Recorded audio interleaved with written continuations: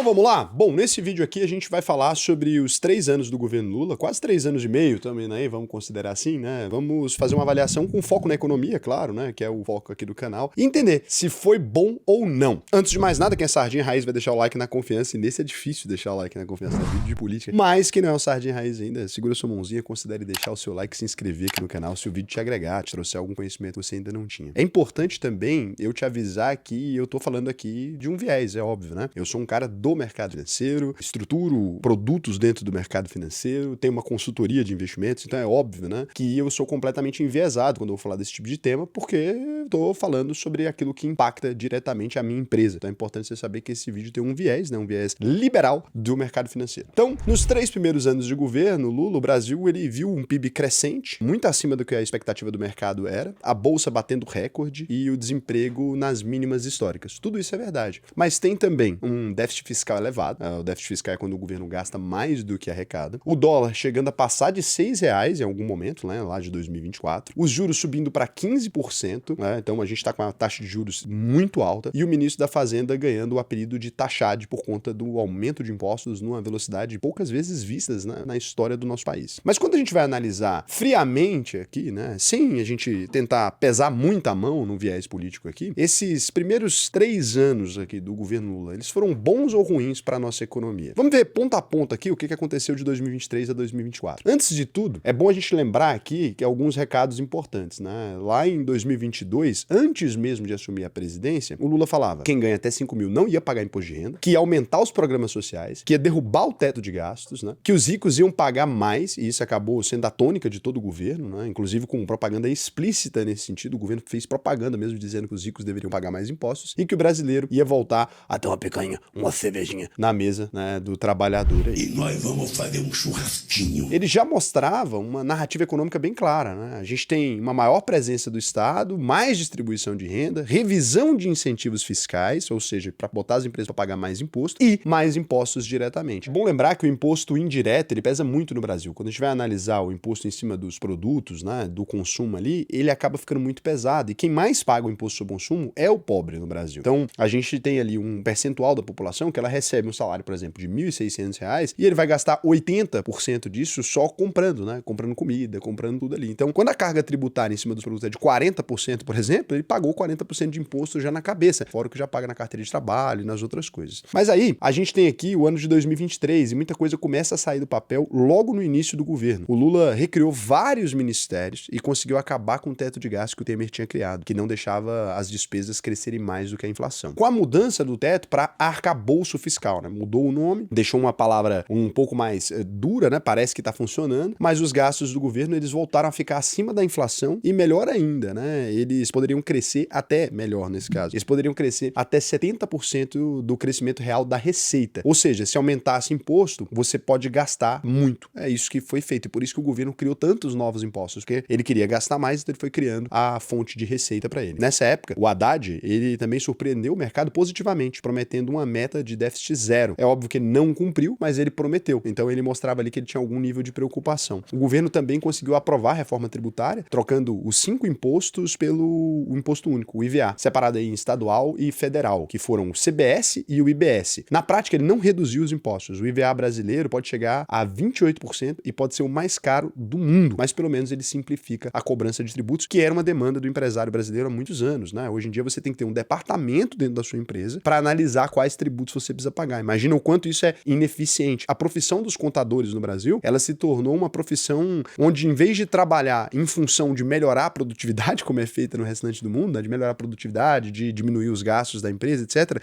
ela é feita para tentar desviar de tributo. Literalmente, a gente tem um monte de gente que trabalha somente com a burocracia estatal. A gente está falando de mais de 430 mil normas tributárias, né? É impossível conhecer todas as normas tributárias do Brasil. O problema é que já no primeiro ano, o Lula aumentou absurdamente os gastos com distribuição de renda e Bolsa Família, ajudando a fechar as contas aí com um rombo de 230 bilhões de reais só no resultado primário. Ou seja, a conta de tudo que ele arrecadou, menos os gastos, sem contar os juros da dívida pública. Olha que doideira, né? E é bom lembrar que nesse mesmo ano, o governo voltou a cobrar os impostos que tinham sido tirados ou reduzidos pelos governos anteriores, né? Então isso aqui é um ponto muito complicado. Ele voltou a reonerar os combustíveis, ele taxou os fundos exclusivos e as offshores. E na prática aqui, ele taxou e deixou uma janela gigante. Lembrando que isso aqui acabou sendo um favor para o mercado financeiro que foi vendido como uma coisa boa. Se liga, os fundos exclusivos você precisava pagar dinheiro para tirar o dinheiro de lá. Então o que os ricos faziam? Eles simplesmente mantinham o dinheiro dentro desses fundos exclusivos por muitos anos. E aí, chega num momento que eles iam precisar tirar. E já estava chegando nesse momento, né? Vai precisar tirar para colocar em outro investimento, etc. O que eles fizeram? Eles criaram uma lei falando, olha, agora a gente vai taxar o dinheiro que está no fundo, só que você não tem que pagar mais o dinheiro para sair do fundo. O que aconteceu? Os ricos todos tiraram o dinheiro dos fundos exclusivos sem pagar a maioria dos impostos, não pagou nada, deixou de pagar esses impostos e colocou em outros investimentos que são isentos também, CRI, CRA, etc. Então, na prática, o mercado acabou se beneficiando disso, né? Na época eu não falei aqui porque beneficiava nossos clientes, então agora eu tô explicando, o mercado acabou se beneficiando disso e foi um presente de Natal pros bilionários brasileiros, pros multimilionários, tal, todo mundo ficou feliz, todo mundo amou o Haddad, quase fez tatuagem no peito, tá? E vendido como, agora vamos cobrar os ricos e tal. O Lula também ressuscitou o velho PAC, né, que é o Programa de Aceleração de Crescimento, prevendo um gasto aí de 370 bilhões da União até 2026, mas mesmo assim o Brasil fechou em 2023 com um PIB de 3,2% e uma desaceleração do desemprego que está se mantendo até hoje, né? Então foi um ano economicamente forte, mas os problemas de fato eles vão começar a aparecer lá em 2024. Sem cumprir com a meta fiscal, que eles mesmos criaram, lembrando disso, e com a inflação muito perto do teto da meta, o mercado começou a questionar a sustentabilidade da dívida brasileira. E não é que o Brasil seja um país extremamente endividado quando a gente compara com as nações desenvolvidas, né? O Brasil tem uma dívida até pequena comparado com China, Estados Unidos e etc. Mas para um país subdesenvolvido ou em desenvolvimento, como se diz hoje em dia, né? Na minha época de escola a gente estudava como subdesenvolvido, mas país em desenvolvimento hoje em dia diz. E esse ponto do tamanho da dívida também tem a ver com o tamanho do poder de pagamento do país, né? Não, e tem a ver também com a velocidade que ela cresce, né? Porque você lembra que a dívida do Brasil ela cresce a 15% ao ano. Isso é inaceitável, né? Nenhum país pode ter uma dívida que cresce a 15% ao ano. O maior gasto do Brasil seria com a dívida, só que na prática a gente faz rolagem dessa dívida. É importante lembrar aqui também. Tem muita gente que na prática fala, o orçamento da União, ele tá estourado porque tá pagando juros. O Brasil, ele nunca paga os juros, ele simplesmente rola, cria uma dívida mais longa e rola, igual todos os outros países do mundo. Então, esse valor nunca vai ser pago, né? Tá endividando já nossas gerações futuras aí, já tá endividado, até seu neto já tá endividado, né? O IPCA, então, a inflação, ela começa a se descontrolar lá em 2024, o dólar dispara e o Banco Central se vê obrigado a começar um movimento de alta de juros que incomodou muito o presidente Lula. Ele e o PT começaram a atacar publicamente o presidente do Banco Central na época, que era o Roberto Campos Neto, que tinha sido indicado pelo Bolsonaro e que continuou no cargo até o fim de 2024. Isso também pegou mal pro mercado, né? Que estava enxergando uma boa gestão do Campos Neto naquela época ali, muito mais técnica do que política. Hoje a gente sabe que talvez ele deixou escapar algumas coisas aí, né? Ele tava lá enquanto o Banco Master estava na farra. Mas o que realmente começou a derrubar a popularidade do Lula foi a taxa das blusinhas, que empurrou o imposto de 20% nas compras internacionais de até $50. Isso aqui, cara, foi uma repercussão extremamente negativa, porque ali o governo deixou clara uma sensação de aumento generalizado dos impostos, porque pegou o pobre em cheio. Quem mais comprava esses produtos lá eram os mais pobres. E aí eles ficaram fazendo campanha falando, você não vai pagar. Só que na prática, os sites, né, colocaram ali o imposto visível para a população de modo geral. Então a população via que estava pagando, que a empresa não ia pagar imposto, quem ia pagar era ele mesmo. Então as pessoas começaram a perceber e isso foi considerado também uma reserva de mercado para empresas brasileiras que estavam competindo com ele, né? Foi um belo de um favor para a Renner, para a C&A e etc. Isso tudo ajudou a viralizar os memes do Tachad, que também apareceram por causa das mudanças na cobrança do ICMS sobre produtos importados e nos debates sobre a tributação das bets, né? Então o Haddad ele começa a ter problema com a população nesse momento, na hora que ele passa essa lei aqui muito cedo, né? E ela é considerada uma taxa muito ruim para a população mais pobre. Além disso, nessa época, o dólar chega a disparar ali e ele vai até R$ 6,26, força o Banco Central a fazer o maior leilão cambial da história aí dos últimos 25 anos, da história não, para tentar segurar a desvalorização do real. O real foi a moeda que mais se desvalorizou nesse ano, né? A inflação também subiu para quase 5%, pegando principalmente os alimentos, como o tomate, café e a carne. A picanha subiu quase 10%, o acém e o patinho 25%. E sem falar no arroz, no óleo de soja e no ovo, que disparou já no fim de 2024 para o início de 2025. Mas do lado positivo, o desemprego continuou caindo e bateu a mínima histórica de 6,6%. Isso pressiona também a inflação, né? Nessa época, a imagem do governo já estava extremamente desgastada e o mercado começou a falar com muita frequência sobre a necessidade do corte de gastos. Mas aí o Lula ficou irredutível, continuou aumentando os impostos, fazendo o governo bater um recorde atrás do outro na arrecadação aí. Só em 2024 a gente tá falando de 2,7 trilhões de reais. Mas a conta ainda não fechava, porque os gastos continuavam estourados. A Previdência vinha numa crescente perigosa, que acabou passando de R$ 1 bilhão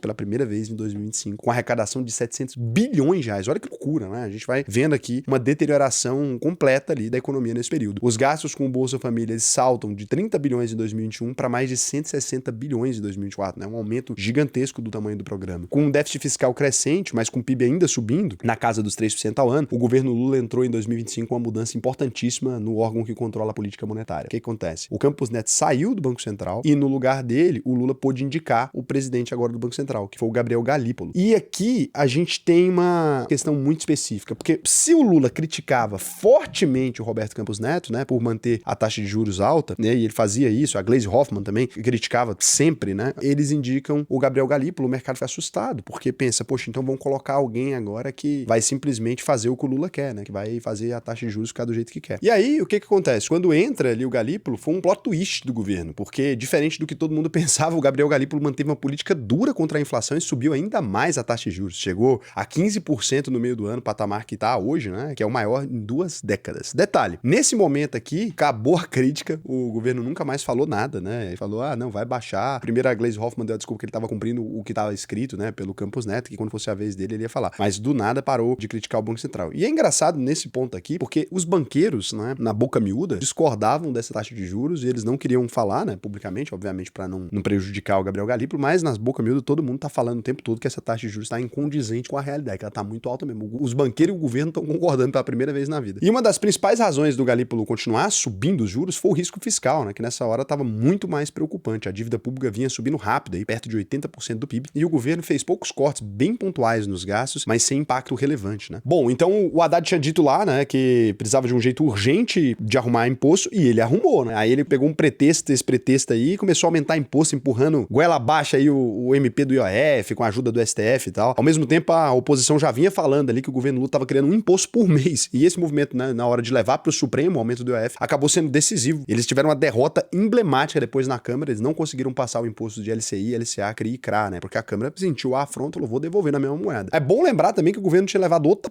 uns meses antes, quando a Receita criou uma norma para monitorar transações acima de 5 mil por mês no cartão e no Pix. Essa medida aí, cara, causou uma reação forte, né, da opinião pública, principalmente depois daquele vídeo do Nicolas Ferreira, que passou mais de 100 milhões de views em 24 horas. Não, e aí tudo isso fez mal para a imagem do governo, né, mas ao mesmo tempo que o mercado viu um movimento bem estranho acontecer, que acabou favorecendo o Lula. O que aconteceu aqui? O Trump assumiu o governo, meteu um choque de gestão ali, começou a mandar medida para tudo quanto é lado, aí ele ameaçou os países, rompeu acordos comerciais, mexeu na diplomacia, mexeu no tarifácio, e aí o Brasil ficou com a taxa mais alta, chegando a 50% aí, e aí o que parecia conflito pessoal, político e econômico irremediável, do nada acabou com os dois se encontrando. O Lula fez as pazes ali com o Trump e de repente as tarifas sumiram, ele ficou com a imagem de defensor do Brasil, mas isso aqui ajudou muito, porque na hora que veio a tarifa, o preço da comida no Brasil diminuiu, porque a gente exporta muito, né, e isso fortaleceu demais a imagem do Lula ali. E a verdade é que na economia aí, a truculência do Trump fez o efeito que muita gente acredita que era o que ele queria, né? Acabou derrubando o dólar no cenário global. Então parece que o Trump tá querendo isso, e isso foi excelente pro Brasil, porque os riscos e as incertezas com o governo Trump fez o capital estrangeiro sair lá dos Estados Unidos e entrar na nossa bolsa, né? Acabou entrando nos mercados emergentes, entre eles o Brasil. E aí muita gente comprando real para investir na nossa bolsa, faz o real se valorizar ainda mais. O Ibovespa disparou e bateu um recorde atrás do outro. E tudo isso num cenário de Selic a 15%, que é o movimento natural, a bolsa cair quando a taxa de juros está nesse nível. Então imagina quando começar a cortar, né? E nesse cenário todo, o que aconteceu? O PIB brasileiro crescendo, PIBinho, com a influência muito grande dos gastos do governo, é claro, mas o PIB crescendo. O dólar fechou dezembro abaixo dos R$ 5,50. O Ibovespa bateu 32 recordes ao longo do ano e a Selic ficou cravada em 15%. A inflação ficou um pouco abaixo do teto da meta, em 4,26%. O desemprego caiu para 5,6%. É a menor taxa desde o início da série histórica, com o Brasil também voltando a sair do mapa da fome, né? Tinha entrado de novo no mapa da fome, saiu do mapa da fome de novo. Bolsa Família no 12 resolveu o problema, né? Nesse ponto. O que a gente tem de resumo dos 3 anos aí, desde 2023? Vamos ser sinceros. Crescimento do PIB acima da previsão do mercado, bolsa em alta e dólar estável, né? Fechou 2025 perto do fechamento de 2022. Aprovação da reforma tributária, não a ideal, não que todo mundo queria, mas foi aprovada, conseguiram pela primeira vez passar isso. Isenção do IR para quem ganha até 5 mil, pleno emprego e redução da pobreza. É questionável uma perda do poder de compra aí dos mais pobres nesse cenário, né? Porque a inflação subiu e tal, mas pleno emprego e redução da pobreza são números que a gente tem. Mas a gente também teve aumento de imposto, a classe média ainda se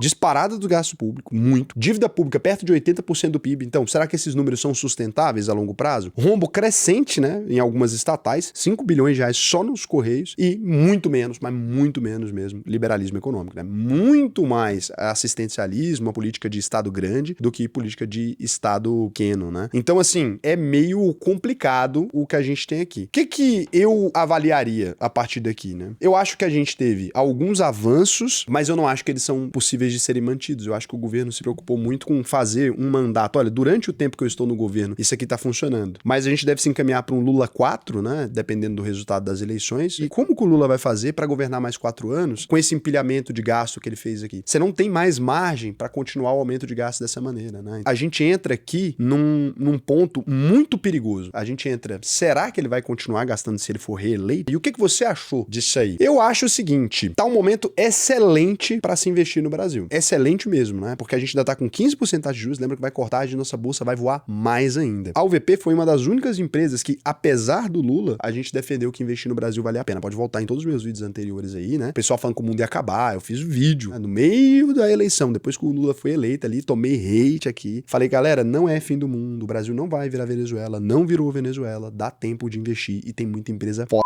batendo recorde. Até porque o Lula é amigo dos banqueiros, sempre foi. Pode reparar que todo mandato do Lula é lucro recorde nos bancos. Faça como os banqueiros, né? Invista no Brasil. Entra aí, auvp.com.br, preenche o seu questionário, que pra mim vai ser um prazer te ensinar a fazer investimentos. E aqui não tem isso, né? De falar mal das coisas porque não é o candidato que eu queria que tivesse ganhado. Não existe esse tipo de coisa. A UVP tem aulas mostrando pra você como é que você faz uma avaliação crítica das coisas e como é que você se beneficia, independente do fluxo. Se destruir a economia, tem como se beneficiar. Se melhorar a economia, tem como se beneficiar. Se o Trump continuar doidão, tem como a gente aproveitar para investir nos Estados Unidos também. Se os europeus estão loucão, tem como a gente investir lá também. De toda forma, tem como ganhar dinheiro. Eu vou te ensinar a investir em qualquer lugar. Pode ir lá, entra aí. Tem turma nova começando por agora, né? Independente de quem seja o candidato, a gente sabe que ou virão oportunidades, né? Ou vai vir crescimento. Ou é oportunidade ou é crescimento. Não tem como a gente perder isso. Lembra desse cenário. E não se deixa levar por gente que fala que o mundo vai acabar.